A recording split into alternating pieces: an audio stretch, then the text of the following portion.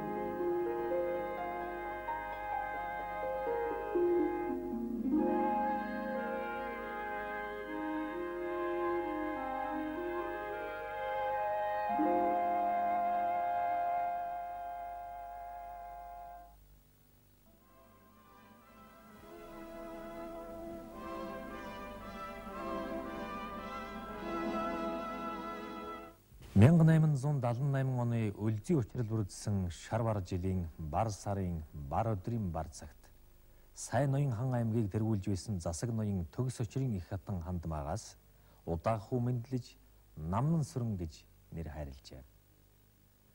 Эцэг эхэн хүүгэн эрийн цэнд хүргэхдээ дээд язгууртны хүү эцгээсэн сурах ёстой болгоныг сургах, дуурах ёстой болгоныг дуурайлах гэж шамдцгаажээ. Эцэг төгс очир аймгийн ханы зэрэг залхамжлах хүн чи шүү гэдгийг хүүдэн хэлж байгаа үгээрэн хийж байгаа ажиллаараа харуулдаг.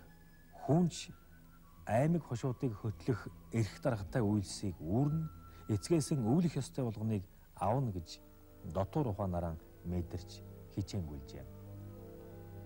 Намнан сүрхүү ухаан мэдээ орсон цагаасаа эхлээд аймгийн хан аавын албаг гүйцэтгэж байгааг олон явдлаар харж хурц сэргэлэн ухаандаа хурааж тунгааж авчээ.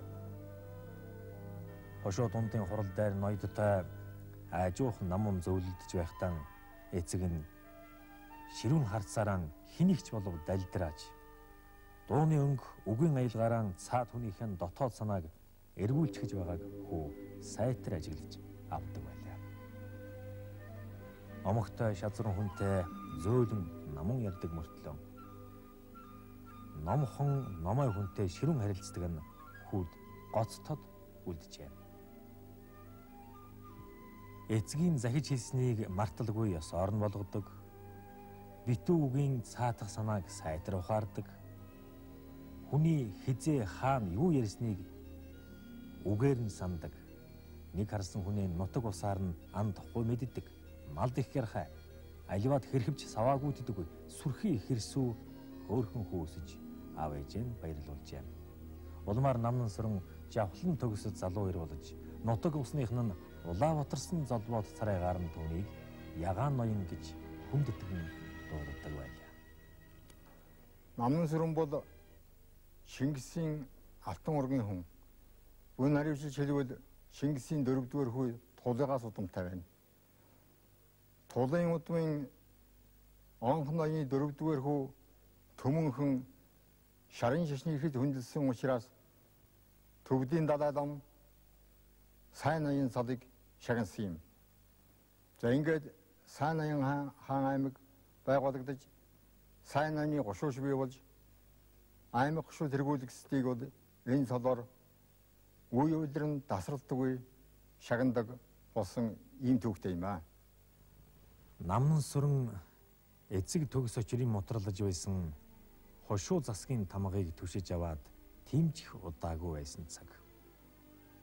Төгс очир ноёнтон таалал болохоос нэг сарын өмнө намнан сүрэнтэй хоёулах намаар онож хээр гарч гүн нуурын хөвөн дээр очиж зогсоод усанд сэлэн хөвж байгаа галууны дэгдэхэнүүдийг харж байснаа хүүдэн хандаж. За чи миний үгийг сонсож бай. Би чамд нууцын нууц нэгэн зүйл хэлье. Чи сайн чагнаж бүр тарих толгойнхон гүнд тогтоож ав. Манай Монголын дээд их ураг дотор машид нууцлагдсан явдаг нэгэн нандин зүйл байдаг. Чи тэрнийг мэдж авах ёстой. Чингис богд агуу их ухаанаараа болгож айлдсан алтан хайрцгийн бодлого гэж нэг юм бий. Энэ үнийг зөвхөн халахад 4 аймгийн тэргүүн нар л мэдж байгаад өөрийнхөө орсуух ганцхан хүндэн хэлж үлдээдэг ёстой хэрэг. Энэ үнийг би чамд хэлэх гэж энэ эзэнгүй байгаа нуурын цагт дагуулж ирсэн учиртай. Тэр юу вэ гэвэл чихөө амяан гээж байхдаа ч энэ бүхний нууцыг сахисаар байгаад хорвоо ертөнцийн чиг орхих учиртай юм шүү. Энэ бол бидний ургийн хүмүүсийн Тэнгэрийн өмнө гүйцэх цорын ганц эрхэм үйл нь болох юм. Энэ нууцыг аминаасан илүү сахин хамгаална гэж эзэн богдын алтан шарилын өмнө андгайлсан түүх бий юм. Ойлгоо биз? Тэрхүү нууцыг сахина гэдгэн чи энэ нуурыг харж миний өмнө тангаргал гэж айлдаад хүүгийнхэн тэргүүнийг бөхөөлгсөн түүхтэй. За эсэг цогц цашрыг нас орсны дараа хэрэгэм цолыг залгамжлаад аймаг олонныхон олон түмэнтэй ажиллахдаа намын сүрэн итгэлтэй үнэнч зөөлөн хүнд зөөлөн харьцдаг ийм хүн болж ажилласан байгаамаа. Гардийн өртөөний тэр хавсарган өртөөнд бол нэг эмч томилж ажилласан байгаа. Тэгэхээр гардийн өртөө гэдэг бол халахын дунд замын 20 өртөөний 2 дугаар өртөө байсан хэрэг. Тэгэхээр тэнд одоо эмчээр хашигдж байсан энэ явдал бол арилж намын сүрэнгийн ачаар эмчтэй болсон их хажуурыг дурдсан их сайхан хүүхдэд тэмдэглэл сайн энэ цагаан мишгийн дансанд үлдсэн байна лээ. За сайн хаан намын сүрэн сайн нойны хуршуунд ари хүүхий хоригдсан хатуу хууль гаргасан. За энд бол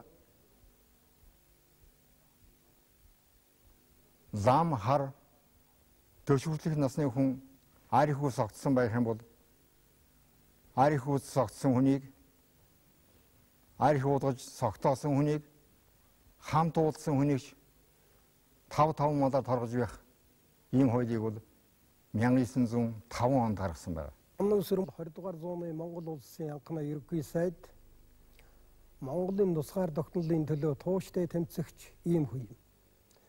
Намын сүрэнгийн улс төрийн үйл ажиллагаа 1897 онд Сайнаян аймгийн хаан болсноор эхэлсэн. Тэгэхдээ энэ хүний Монгол улсын тусгаар тогтнол хөгжил засаглалын төлөө тэмцэж байсан чухал үе бол 1911 оны үндэсний эрх чөлөөний хувьсгалын дараа түүний оргил үе байсан гэж хэлж болох юм. 1911 оны хувьсгалаар Манжичин улсын 200 жилийн ноёрхлыг устгасны дараа Монгол улсын засгийн газрын өмнө тулгарч байсан хэд хэдэн чухал зорилт байсан. Түүний нэгдүгээрт Монгол улсын тусгаар тогтнолыг олон улсын хэмжээнд баталгаажуулах. Өөрөөр хэлбэл 1911 оныхон байлдан авсан үндэснийхэн тусгаар тогтнолыг олон улсын хэмжээнд баталгаажуулах асуудал байсан. Энэ тэмцлийн манлайд намын сүрэн болон түүний хамтран зүтгэгч үзэл санаа нэгт нөхөдүүд тухайлбал Чин хандад орж даалам цэрэн чимэд гичээнгүй сайд цэрэн дөрд нарын зэрэг их орончид явж байсан. Сутгалангийн хажуудах ногоон талбай дээр дэвсгэр дэвсэж жижиг ширээ тавин эдээ бод засаж хяанар ирж мэхийн ёслоод ноёд хадагтай нарыг хэрийн зоогондоо морилон таалахыг хүрлээ. Хандван инээн таашааж наа засгийг хараад гүн чинь бас л ууж идэх хэрэггүй гэхэд намын сүрэн одоохондоо төмний уян өршөөж байгаа юм болохоор түүнийг зооглох нь Тэнгэрийн аврал биз дээ. Тийшээ морил хэлээ.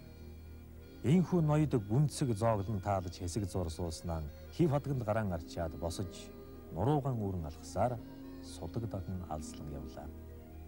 Тэд төрийн холбогдолтой зүйлээ бас үргэлжлүүлэн ярилцаж явлаа. Аль аль нь тийм сонирхолтой байгаа болохоор ярианаас уйдна гэж санаж байна. Бантам байна. Одоо та бид хоёр юу хийх ёстой болж байна? Би санавал нэгэн санаа хүмүүсийг юуны өмнө бөөгнөрүүлмээр байна. Ингэхэд бидэнтэй хэн нийлэх бол? Тийм ээ. Энэ бол бидний амин настай холбоотой хэрэг. Манжин хаан Монголыг гараасан алдахгүй байхын тулд хэнийг ч өрөвдөхгүй амийн гогдохыг л бодно. Тэр ч яг үнэн шүү. Тэгэхээр бид ханиан тун зөв шинжиж олох ёстой. Манж ноёд чухал цаг тулж ирэхэд манай ноёдын дотроос урвуулан авагчтаа таньж явах гэж чармаасаар байгаа. Тэгж ирж байгаа. Бид итгэл өх улсуудыг олж ханилна гэдэг хамгийн чухал зүйл. Надад бодогдож байгаагаар бидэнд нөмөр түшиг болох хүмүүс бас байна шүү. Тэгтэн ч бас танигдаагүй хүмүүс байна. Тэр зөв юм аа. Тэгэхээр чинь одоо та бид чинь чухам хэнхэнтэй ойртож үгүй ерөөсөн тодорхой ярив. Миний санаж байгаагаар горимоор учрах тийм хүн гэвэл лам нарын дотроос Шанзун яамны даалам цэрэн чимд байна. Энэ хүн эрдэм ном сайнтай, игч зоримог, монголон гэсэн хатуу бодолтой хүн. Би таньсан юм аа. Тэрнээс гадна жалхан суудагт дамдсан базар. Энэ хүн ямар боловч ард олныхон дунд нэр хүнд сайтай, түмэнд тус болох сэтгэл аюултай эрдмийн хүнтэй. Намын сүрэнг 1912 оны 7 дугаар сард Огт хаант Монгол улсын ерөнхий сайдаар тохион томилсон. Энэ бол санамсаргүй тохиолдол байсангүй. Яагаад гэвэл намын сүрэн бол Чингисийн Алтан ургийн сүүлчийн хаадуудын нэг Галахын Сайны аймгийн хаан цэцэрлэгийн чуулганы дарга байсан хүн. Нөгөө тээгүүр 1911 оны үндэсний эрх чөлөөний хувьсгалыг хийхийн төлөө зүтгэж чармааж байсан тэр нөхдүүдийн нэг байсан. Тэгээд ч намын сүрэнг Монгол улсын ерөнхий сайдаар тохион томилж цаашдаа улс орноо авч явна гэдэг энэ итгэлийг хүлээлгсэн шиг байгаа юм. Энэ үед эхлээд бол улс төрийн тусгаар тогтнолынхаа байр суурийг өгчүүлэхийн төлөө хэдэн чухал ажлуудыг онцгойлж хийсэн юм а. За үүнд Европын парламентийн жишгээр 1914 онд улсын дээд доод хоёр хурал гэдэг хоёр танхимтай парламентийг анх удаа байгуулсан. Монгол улсын хууль зүйлийн бичиг гэдэг 65 дэвтэр хууль зүйлийн бичгийг зохиосон. Энэ 65 дэвтэр хууль бол үндсэн хуулийн агуулгатай улсын хэмжээний бүх хуулийг хураангуйлж багтаасан ийм том хууль байсан. Төрийн бүх тамга тэмдгийг соён үсгтэй болгож тогтоосон. Өөрийн үндэсний төрийн туг далбааг соён ботоогоор зохиож бий болгосон. Үндэсний төрийн дээд чагнал эрдний очир одон гэдэг одон гэдэг бий болгосон. Одон 3 зэрэгэлтэй байсан. Чингис хааны одон, тэргүүн одон, дээд одон Атайсан хааны одон, Гутгаар одон, анхдугаар дүрийн богдож явсан дам бутагт өндөргөн Зануузрын одон гэж ийм 3 зэрэгэлтэй одон бий болгосон. Ийм зүйлүүдийг бол төрийн нийгмийн талын олон чухал арга хэмжээг авсан. За тэгээд цааш нь байнгын цэрэг байгуулсан.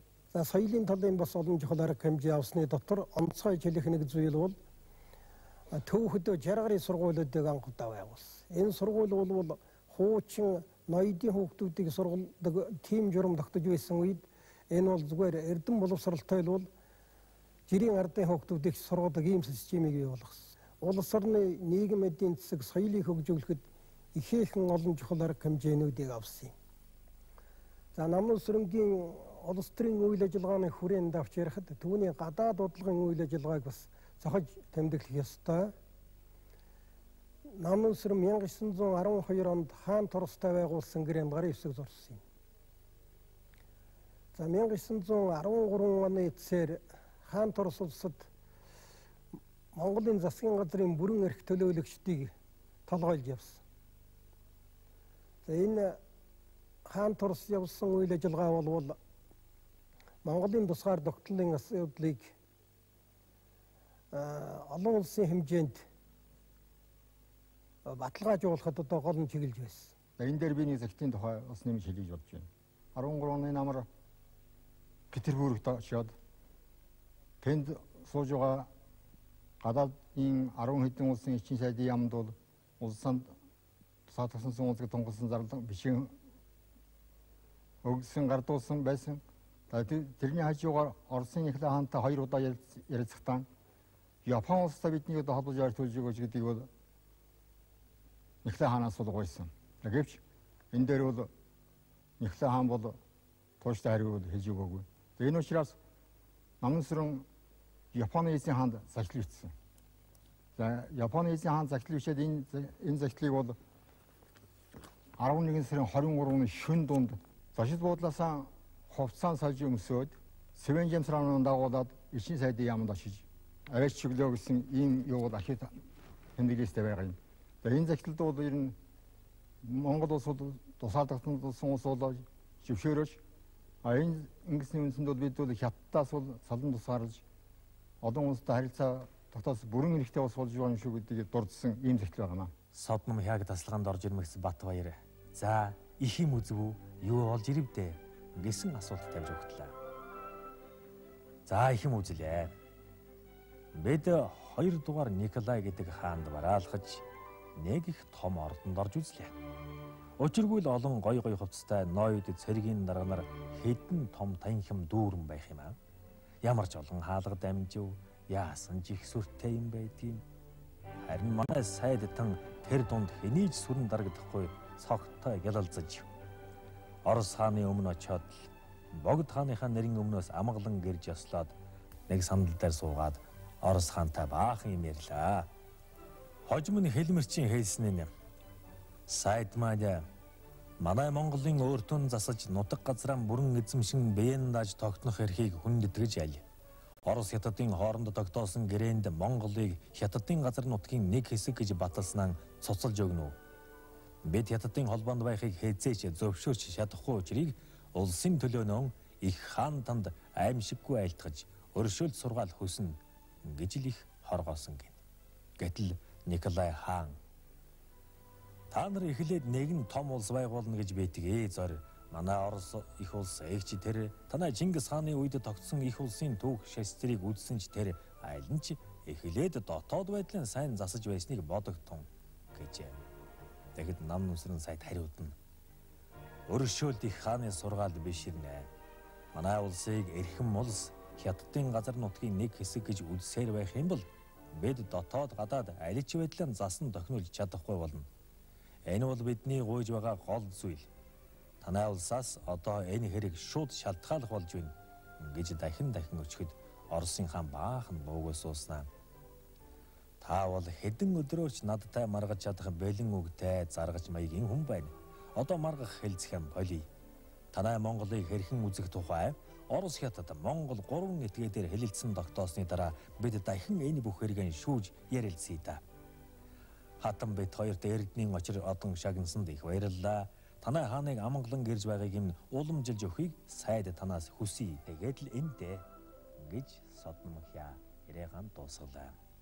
1911 оны хувьсгалын удирдагчид тухайлбал намын сүрэн хан дотор цэрэн чимэд нарын хийж хэрэгжүүлж гүйцээгүй зүйлүүдийг 1921 оны хувьсгалаар дараагийн зүтгэлтнүүд хэрэгжүүлж Монгол улсынхаа бүрэн тусгаар тогтнолыг дахин хувьсгалжуулж хэрэгжүүлсэн гэдгийг хэлэх нь зүйтэй юм аа. Улсыг засах нь номын багшийн цэцэн ухаан, төрийн сайдын мэрэг эн жолоо, эгэл ардын хүчин зүтгэл урваас хамааралтай ажгүй. Бидний монголчуудыг муугаас гэтлэг хин төлөө амь амьдралаа зориулсан энэ их хүний тэнгэрлэг санаа бодол үйл бүтээлийг тухайн цаг үеийн үүсэл төгсгөл өн гаяс орчин тойронтой хэрхэн холбож өчүүхэн жаахан энэ нэвтрүүлэгтээ багтааж үл чадахын тулд эрхэм үзэгч та уудам сэтгэлийн үүднээс тойвшоолгүй төлөлж болсон явдлыг бодит ахуйлууга авцалдуулан ажаарч үзхий санааны угаас уучлал хүсэнгуйя. Энэхүү 20 дугаар зууны Монголын түүхийн хойморт хизээд арилшгүй гавай байгуулсан сайн ноён хан намын сүрэн эрдэнэ түүний биеийг олсон эргэх улирлын 1878 дугаар оноос хойш орчлонгийн хүрд 120 жилийг ардан орхин давтлагжээ.